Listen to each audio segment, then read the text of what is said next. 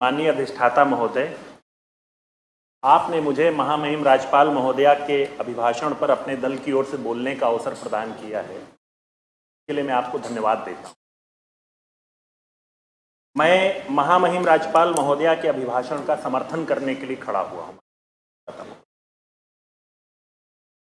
उससे पहले हमारे आदरणीय सम्माननीय सदस्य भीमराव अंबेडकर साहब ने कुछ विषय उठाए थे। मैं सबसे पहले बाबा साहब भीमराव अंबेडकर का जो प्रकरण आपने उठाया था, मैं वहीं से शुरुआत करना चाहता हूं। मैं माननीय सदस्य को बताना चाहता हूं, आपके माध्यम से माननीय प्रधानमंत्री श्री नरेंद्र मोदी जी की 2014 में जब से भारत में सरकार बनी है, सबसे ज्यादा बाबा साहब भीमराव अंबेडकर को सम्मान देने का काम किया है तो माननीय प्रधानमंत्री श्री नरेंद्र मोदी जी की सरकार है। मैं एक छोटा सा उदाहरण देना चाहता हूं कि लंदन से लेकर के दिल्ली में बाबा साहब के नाम पर तमाम संग्रहालयों का निर्माण माननीय प्रधानमंत्री श्री नरेंद्र मोदी जी की सरकार ने किया है। पंचतीर्थ मैं माननीय सदस्य को बताना चाहता हूं, आपके माध्यम से। दीपक भाई मुझे बोल लेने दे, आप तो मुझसे बहुत अनुभवी हैं, मैं तो शुरुआत कर रहा हूं।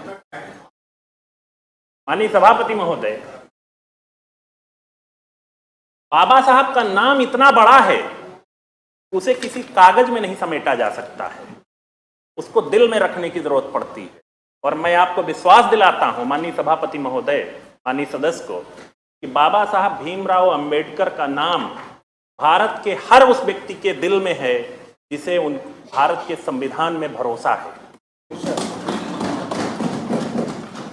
और हम सब संविधान को मानने वाले लोग हैं। मैं एक छोटा सा उदाहरण देना चाहता हूं और कि हमारी नेता आदरणीय अनुप्रिया जी 2 विदेशी दौरों पर भारत सरकार के प्रतिनिधि के रूप में गई। एक वेस्ट इंडीज के छोटे छोटे देश थे, दूसरा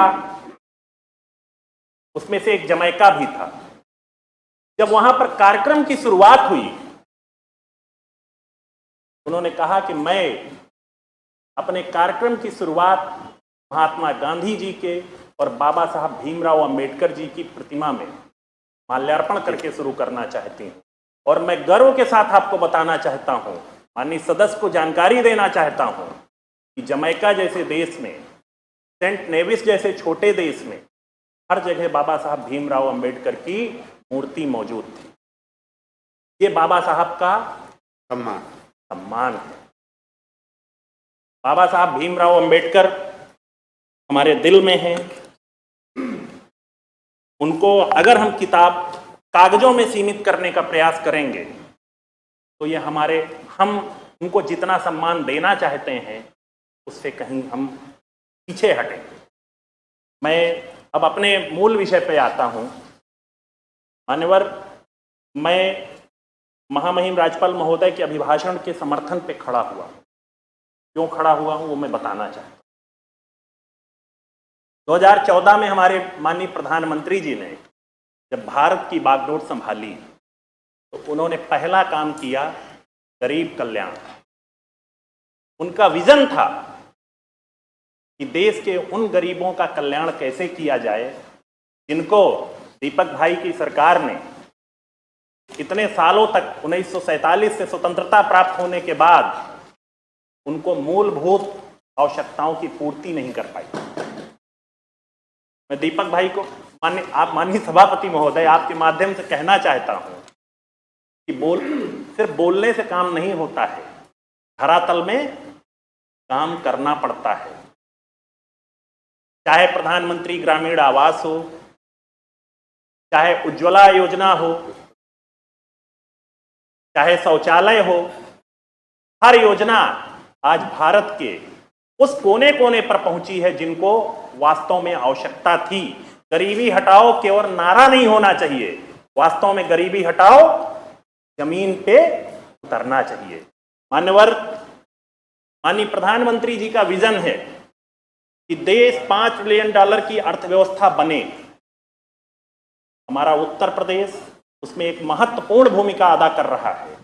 उत्तर प्रदेश $1 ट्रिलियन की अर्थव्यवस्था के साथ देश की दूसरी सबसे बड़ी अर्थव्यवस्था बन करके प्रधानमंत्री के इस महत्वाकांक्षी मिशन में कामयाब बनाने में महत्वपूर्ण योगदान दे रहा है। इसमें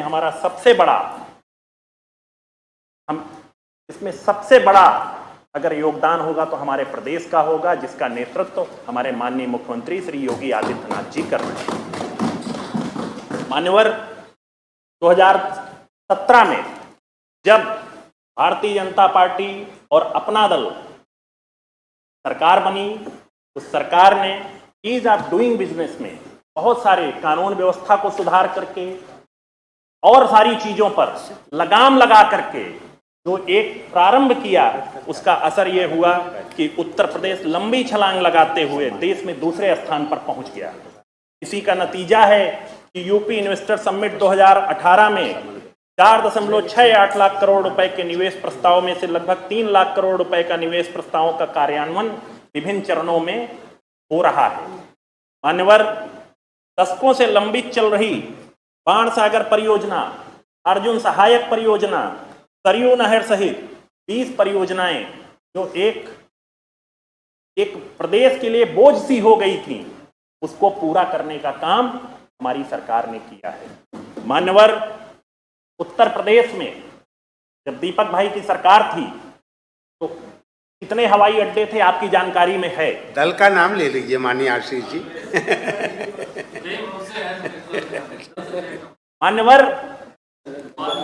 मान्यवर, मैं नाम भी ले लेता हूं। जब कांग्रेस की सरकार थी मान्यवर, तो वाराणसी, लखनऊ जैसे 2 हवाई अड्डे थे, वो भी अपनी क्षमता के, मुझे अपनी बात रख लेने दें, वो अपनी क्षमता के पूरी क्षमता से नहीं चल पा रहे थे। जब हमारी सरकार आई तो उनके अलावा चित्रकूट जैसे, सोनभद्र जैसे दूरस्थ किनारे पे, कुशीनगर में, ऐसी जगहों पर हवाई अड्डे प्रारंभ हुए और वो हवाई अड्डे आज की डेट में ऑपरेशनल हैं और वहां पर लोग हवाई यात्रा कुछ जगह प्रारंभ हो चुकी है और कुछ जगह शीघ्र ही प्रारंभ होने जा रही है। मान्यवर, माननीय प्रधानमंत्री जी का जो विजन है, उस विजन को माननीय हमारे मुख्यमंत्री श्री योगी आदित्यनाथ जी जमीन पर पहुंचाने का काम कर रहे हैं। एक बड़ा ही सुंदर विजन प्रारंभ हुआ है। इस देश में एक सबसे बड़ी चीज है पानी। पेयजल व्यवस्था के लिए जल जीवन मिशन का प्रारंभ हुआ। बुंदेलखंड में और विंध्य क्षेत्र में जल जीवन मिशन की अधिकांश परियोजनाएं पूरी होने जा रही हैं। जो बुंदेलखंड में, मान्यवर अधिष्ठाता महोदय, जो बुंदेलखंड में पेयजल की समस्या को और विंध्य क्षेत्र में पेयजल की समस्या को खत्म करेगा। मान्यवर, इसी में जल संरक्षण के लिए सबसे बढ़िया योजना माननीय प्रधानमंत्री जी ने एक विजन के साथ प्रारंभ किया है। आजादी के अमृत महोत्सव के अवसर पर हर जिले में 75 सरोवरों का विकास किया जा रहा है। इन सरोवरों के माध्यम से जहां एक और ग्राम पंचायतें आर्थिक रूप से निर्भर होंगी, पर्यटन को बढ़ावा मिलेगा और तैराकी प्रतियोगिता में इन्हीं अमृत सरोवरों से निकले हुए तैराक देश और दुनिया में प्रदेश का नाम रोशन करेंगे।